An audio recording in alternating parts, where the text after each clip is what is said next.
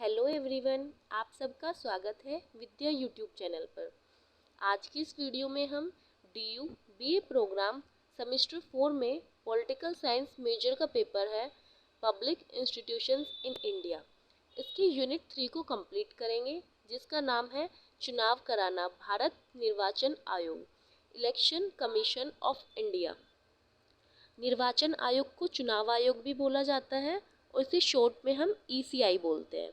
तो सबसे पहले हम देखेंगे कि यूनिट 3 में हमें कौन से टॉपिक्स को पढ़ना है। यूनिट 3 में हमें भारत के चुनाव आयोग के इतिहास, संरचना और इसके कार्यों को पढ़ना है। ECI के संवैधानिक प्रावधानों और इसके विकास को समझना है। EVM और स्विप, इन दोनों के बारे में भी हमें पढ़ना है। भारत निर्वाचन आयोग है क्या? भारत निर्वाचन आयोग एक स्वतंत्र और संवैधानिक संस्था है। भारत निर्वाचन आयोग की स्थापना 25 जनवरी 1950 को संवैधानिक प्रावधानों अनुच्छेद 324 के अनुसार की गई थी। 2011 से 25 जनवरी को राष्ट्रीय मतदाता दिवस के रूप में मनाया जाने लगा और इसका मुख्य कार्य देश में स्वतंत्र और निष्पक्ष चुनाव कराना था। भारत निर्वाचन आयोग के संवैधानिक प्रावधान। भारत निर्वाचन आयोग का संवैधानिक आधार अनुच्छेद 324 से 329 में निर्धारित किया गया है और ये प्रावधान आयोग को स्वतंत्र और निष्पक्ष चुनाव कराने के लिए आवश्यक शक्ति और अधिकार प्रदान करते हैं। साथ ही ये नागरिकों को समान मतदान अधिकार और चुनाव प्रक्रिया में विश्वास की गारंटी भी देते हैं। 324 से 329 जो अनुच्छेद हैं, इनके अंदर भारतीय निर्वाचन आयोग के बारे में दिया गया है, परंतु इसमें सबसे इम्पोर्टेंट 324 ही है, क्योंकि इसके अंदर इसकी मुख्य शक्तियाँ और इसकी स्थापना के बारे में दिया गया है। तो पहले हम इसी को पढ़ेंगे। अनुच्छेद 324। जो अनुच्छेद 324 है, ये निर्वाचन आयोग की स्थापना और अधिकारों को परिभाषित करता है। इसमें कहा गया है कि संसद, राज्य विधानसभाएं, राष्ट्रपति और उपराष्ट्रपति के चुनाव का संचालन निर्वाचन आयोग के हाथ में रहेगा। आयोग का नेतृत्व मुख्य चुनाव आयुक्त और अन्य आयुक्त करते हैं, जिनकी नियुक्ति राष्ट्रपति द्वारा की जाती है। अनुच्छेद 324 यह भी स्पष्ट करता है कि जब तक संसद इस संदर्भ में कानून नहीं बनाती, आयोग स्वयं अपनी प्रतिक्रिया और संचालन के नियम बनाता रहेगा। अनुच्छेद 325 में कहा गया है कि कोई भी व्यक्ति केवल धर्म, नस्ल, जाति या लिंग के आधार पर मतदाता सूची से बाहर नहीं किया जा सकता। सभी नागरिक समान अधिकारों के साथ मतदाता सूची में शामिल होंगे।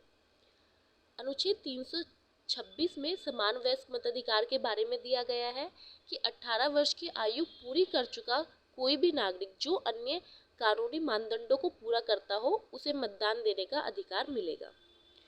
अनुच्छेद 327 में कहा गया है कि संसद को चुनाव संचालन से संबंधित नियम बनाने का अधिकार है और संसद आवश्यक कानून बना सकती है, जैसे कि जन प्रतिनिधित्व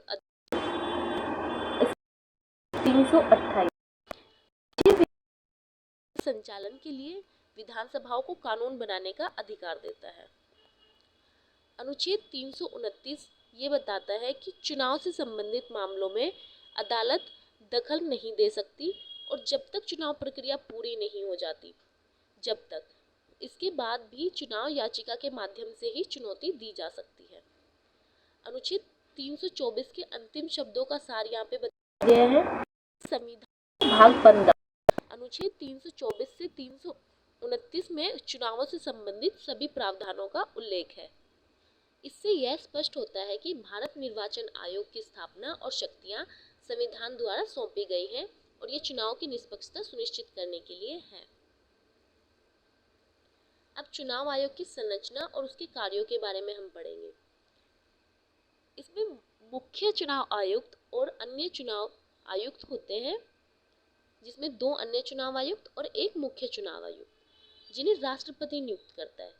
आयोग चुनाव प्रक्रिया की निगरानी, चुनावी नियम बनाना और आचार संहिता लागू करना जैसे कार्य करता है। इसके बाद नियुक्ति और कार्यकाल देखें तो आयोग में 3 प्रमुख पद होते हैं। पहला, मुख्य चुनाव आयुक्त, चीफ इलेक्शन कमिश्नर। दूसरा, चुनाव आयुक्त, इलेक्शन कमिश्नर। और तीसरा ये होता है कि आवश्यकता पड़ने पर अतिरिक्त आयुक्तों की नियुक्ति की जा सकती है। इसके बाद अगला है नियुक्ति प्रक्रिया। राष्ट्रपति भारत निर्वाचन आयोग के सभी सदस्यों की नियुक्ति करता है, वो चाहे मुख्य चुनाव आयुक्त हो या अन्य चुनाव आयुक्त हो। नियुक्ति करते समय सरकार आयोग की निष्पक्षता और स्वायत्तता का ध्यान रखती है। अगर हम इन कार्यकाल की बात करें तो कार्यकाल की अवधि मुख्य चुनाव आयुक्त और अन्य चुनाव आयुक्तों का कार्यकाल 6 वर्ष या 65 वर्ष की आयु तक होता है। मतलब अगर किसी की कार्यकाल के 6 वर्ष पहले पूरे हो जाए या उसकी आयु 65 वर्ष की पूरी हो जाए, ये उसका कार्यकाल होता है। वे राष्ट्रपति द्वारा हटाए जा सकते हैं, लेकिन सिर्फ उसी प्रकार से जिस प्रकार से उच्चतम न्यायालय के न्यायाधीश को हटाया जाता है। संविधान और कानूनों में यह प्रावधान कि मुख्य चुनाव आयुक्त को केवल संसद की महाअभियोग प्रक्रिया द्वारा ही हटाया जा सकता है, जिससे उनकी स्वतंत्रता बनी रहती है। अन्य चुनाव आयुक्तों को राष्ट्रपति मुख्य चुनाव आयुक्त की सलाह से हटा सकते हैं। भारत निर्वाचन आयोग की नियुक्ति प्रक्रिया और कार्यकाल इसकी निष्पक्षता और स्वतंत्रता सुनिश्चित करने के लिए बनाए गए हैं।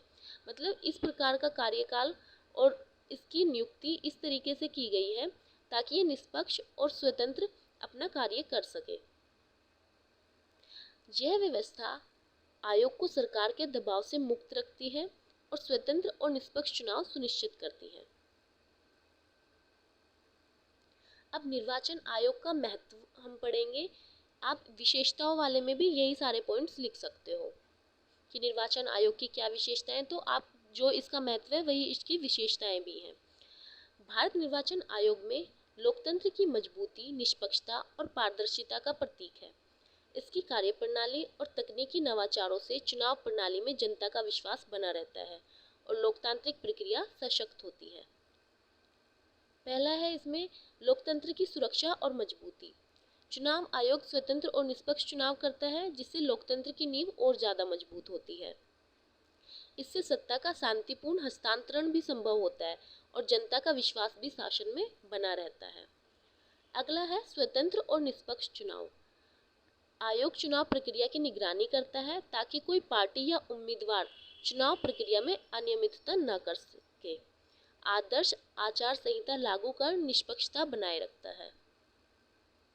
अगला है चुनाव प्रक्रिया का संचालन। चुनाव आयोग मतदाता सूची तैयार करता है, चुनाव की कार्यक्रम की घोषणा करता है और चुनावी खर्च की निगरानी करता है।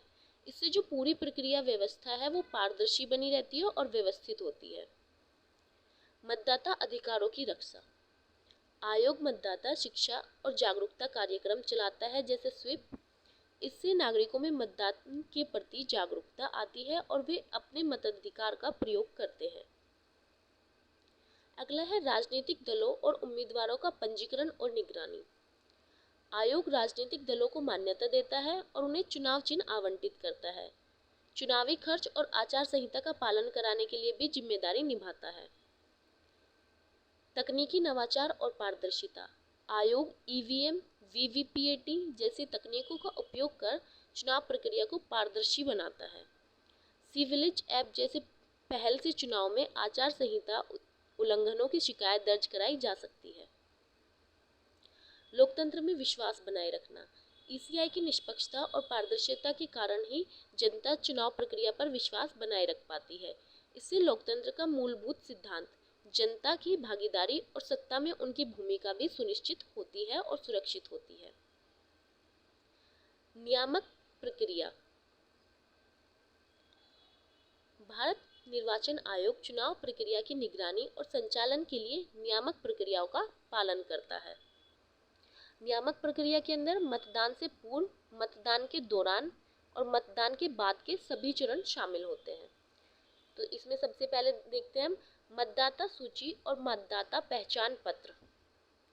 जो आयोग है वो निर्वाचन क्षेत्रों के मतदाताओं की सूची तैयार करता है और समय समय पर उसमें बदलाव भी करता है, अपडेट करता है। मतलब सभी पात्र नागरिकों को वोटर पहचान पत्र जारी करता है, जिससे चुनाव में उनकी पहचान सुनिश्चित होती है। अगला है मतदाता पंजीकरण, वोटर रजिस्ट्रेशन। पात्र नागरिकों का नाम मतदाता सूची में जोड़ने और आवश्यक संशोधन करने की प्रक्रिया होती है। यह प्रक्रिया ऑनलाइन और ऑफलाइन दोनों माध्यमों में होती है। इसके बाद उम्मीदवारों का नामांकन, नॉमिनेशन ऑफ कैंडिडेट्स।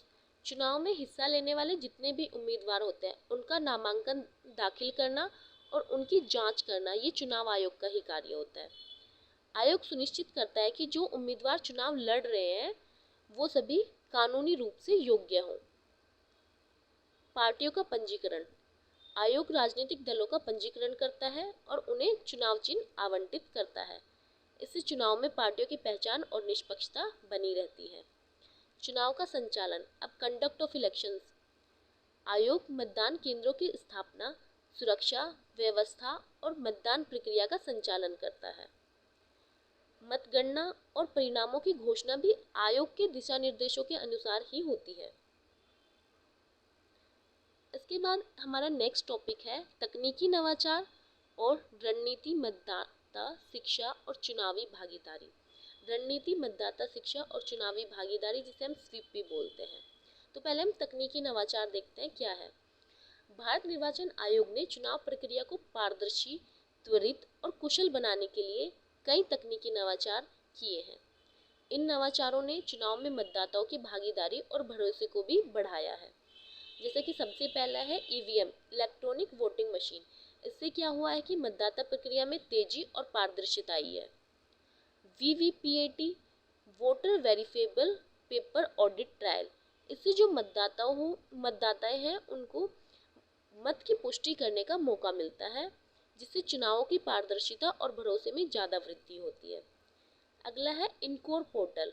मतगणना और चुनावी आंकड़ों को डिजिटल रूप से एकत्रित और घोषित किया जाता है इस पर। सिविलिज ऐप, इससे नागरिकों द्वारा आचार संहिता उल्लंघनों की रिपोर्टिंग के लिए एक मोबाइल एप्लीकेशन है ये। इससे चुनाव प्रक्रिया की निगरानी में जनता की भागीदारी बढ़ती है। अब हम इसमें पढ़ेंगे स्वीप, रणनीति मतदाता शिक्षा और चुनावी भागीदारी, जिसे हम स्वीप बोलते हैं। स्वीप की फुल फॉर्म है strategic voter election education and electoral participation. SVEEP क्या है? स्वीप भारत निर्वाचन आयोग की एक ऐसी पहल है जिसके द्वारा मतदाताओं को शिक्षित करना, जागरूक बनाना और उनकी चुनावी भागीदारी को बढ़ाया गया है। इसके तहत मतदाताओं को मतदान प्रक्रिया, उनके अधिकारों और महत्वों के बारे में जानकारी दी जाती है। स्वीप के माध्यम से रैलियां, नुक्कड़ नाटक, डिजिटल मीडिया और जागरूकता अभियान चलाए जाते हैं। स्वीप का मुख्य उद्देश्य मतदाता प्रतिशत को बढ़ाना और लोकतंत्र को मजबूत बनाना है। अब इसका महत्व क्या है कि तकनीकी नवाचार और स्वीप से हमारे जो भारतीय चुनाव आयोग है इसको किस प्रकार से सहायता मिली है। तकनीकी नवाचार से चुनावी प्रक्रिया को पारदर्शिता, त्वरित और सुरक्षित बनाया गया है। स्वीप ने नागरिकों के चुनाव में भागीदारी लेने के प्रति जागरूक और प्रेरित किया है। इससे भारत में चुनाव प्रणाली पर जनता का विश्वास और लोकतांत्रिक सहभागिता भी मजबूत हुई है। इसके बाद हमारा नेक्स्ट टॉपिक आता है पर्यावरण अनुकूल चुनाव, इको फ्रेंडली इलेक्शन। आधुनिक चुनाव प्रक्रिया में पर्यावरण की सुरक्षा भी एक महत्वपूर्ण चिंता का विषय बन गया है। भारत निर्वाचन आयोग ने यह सुनिश्चित करने की दिशा में कदम उठाए हैं कि चुनाव प्रक्रिया पर्यावरण के अनुकूल हो।